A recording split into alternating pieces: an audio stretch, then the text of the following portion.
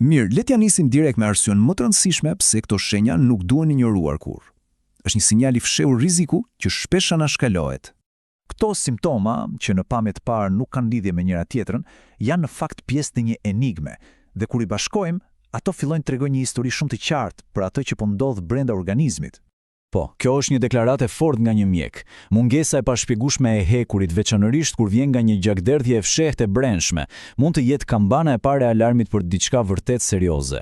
Dhe pikërisht kjo na tregon se sa thelbësore është i dëgjojmë me vëmendje sinjalet e trupit ton. Okej, tani që e kemi kuptuar seriozitetin, le të kalojmë tek sinjalet e para. Ato më të dukshmet. Shenjat që mund të vërehen thjesht duke parë në pasqyrë ose duke i hedhur një sy trupit. Për të kuptuar shenjat, duhet të kuptojmë pak nga shkenca që fshihet pas tyre. Pra, pse është kaq i rëndësishëm hekuri? Mendojeni hemoglobinën si kamionët e gjakut që transportojnë oksigjenin në çdo qelizë. E po, hekuri është vetë motori këtyre kamionëve. Pa hekur nuk ka transport oksigjeni. Tani, shikojeni pak këtë ndryshim. Është e pabesueshme. Mungesa e hekurit ndryshon literalisht pamjen e gjakut. Qelizat bëhen më të zbeta, më të vogla, më të vakta, dhe ky ndryshim i ngjyrës së gjakut shfaqet direkt në sipërfaqe, në lëkurë, duke shkaktuar atë shenjën klasike të zbehjes. Dhe ja dy mënyra super të thjeshta për ta kontrolluar këtë në shtëpi, që funksionojnë për çdo tonalitet lëkure. Nëse pjesa e brendshme e qepallës së poshtme apo vijat e pëllëmbës duken më të zbeta se zakonisht, ky është një sinjal i vogël por shumë domethënës. Kjo këtu është një shenjë më e rrallë por shumë specifike. Quhet koilonikia ose thonjë në formë luge. Pse ndodh? E thjesht, mungesa e hekurit i bën thonjë të butë dhe të brishta aq sa fillojnë e lakohen lart. Dhe ky testi i vogël me pikën e ujit e tregon këtë në mënyrë perfekte. Okej, gati për një fakt interesant? Ai pigmenti u kuq i panxharit normalisht shpërbëhet nga trupi me ndihmën e hekurit. Kur hekuri mungon, pigmenti kalon pothuajse i paprekur. Kështu që, ndërsa kjo ndodh vetëm te 10% e njerëzve të shëndetshëm, shifra hidhet në 80% e ata me mungesë hekuri, një ndryshim drastik. Dy shenja të tjera të shpejta gjenden në gojë. Trupi ka nevojë për hekur për të riparuar shpejt indet.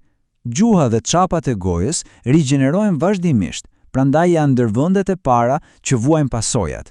Gjuha bëhet e lëmuar, ndërsa çapat e gojës çahen lehtësisht. Mirë, i pam shenjat e jashtme. Po brenda, si ndihet mungesa e hekurit?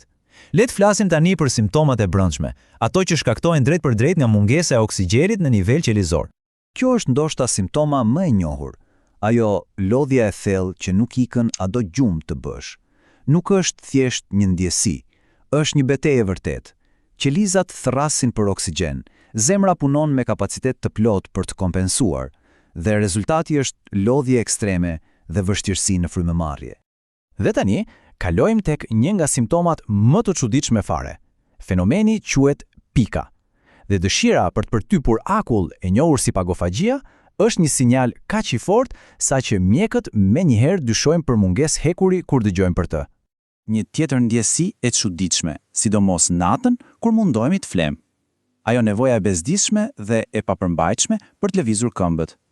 Lidhja me hekurin këtu është fascinuese dhe na tregon se sa rol thelbësor luan ai edhe në funksionin e trurit. Dhe ja prova, shikoni këtë shifër, 60% e njerëzve me këtë sindrom përmirësohen me suplemente hekuri. Por ja ku është pjesa më kyçe. Kjo ndodh edhe tek ata me nivele hekuri normalisht të ulta, jo domosdoshmërisht anemik. Kjo do të thotë se truri është super i ndjeshëm ndaj mungesës së hekurit, madje edhe para se analizat e zakonshme të gjakut ta tregojnë atë. Mirë, pra, kemi mbledhur të gjitha këto prova. Lëkure zbet, dëshirë për akull, lodhje, këmbë të paqeta. Si mund të jemi të sigurt? Si e zgjidhim zyrtarisht këtë mister? Tani, hymë në fazën e diagnozës. Pra, si e konfirmojnë mjekët dyshimet dhe akoma më e rëndësishme, si përgjigjen pyetjes thelbësore. Pse po ndodh kjo? Mjeti kryesor diagnostikues është një analizë gjaku që quhet ferritina. Mendojeni kështu. Nuk mat thjesht parat që keni në xhep, pra hekurin që qarkullon, por mat kursimet në bank, pra rezervat e hekurit në trup. Edhe pikërisht këto rezerva janë treguesi më i mirë, sepse ato janë të parat që bien. Pasi konfirmohet mungesa, pyetja tjetër është pse. Përgjigjet zakonisht bien në njërën nga këto 3 kategori. E para, trupi ka nevojë për më shumë hekur se zakonisht, si gjatë shtatzanisë. E dyta, nuk po merret mjaftueshëm hekur nga ushqimi ose nuk po përthithet siç duhet. Dhe e treta, e cila na kthen te pika jon fillestare dhe më serioze, është humbja e gjakut, qoftë e dukshme ose fshehur diku brenda. Okej, mjaft me probleme, le të flasim për zgjidhjet. Si e rivendosim këtë ekuilibër? Cilat janë hapat konkret që mund të ndërmerren për të rritur nivelet e hekurit dhe për të ndihmuar trupin ta përthith atë më mirë? Këtu kemi disa këshilla shumë praktike. Rregulli numër 1. Vitamina C është shoqja më e mirë e hekurit, ndihmon në përthithjen e tij. Nga ana tjetër, kalciumi, çaji dhe kafeja janë, le të themi, armiqtë e tij, e bllokojnë përthithjen. Pra, një portokall me vaktin është ide e shkëlqyer, por kafeja duhet shtyr pak më vonë. Dhe një truk i vjetër por i artë, gatimi me tigane gjize mund të shtojë ngadalë sasi të vogla hekurin ushqim. Pra, pam se si diçka në dukje e vogël, si mungesa e hekurit, mund ta na tregojë një histori kaq të madhe. Dhe kjo të bën të mendosh, apo jo, çfarë sinjalesh të tjera, po aq delikate, po përpiqet të na dërgojë trupi ynë çdo ditë. Të mësush ti dëgjosh ato me vëmendje, ky është ndoshta çelësi për gjithçka.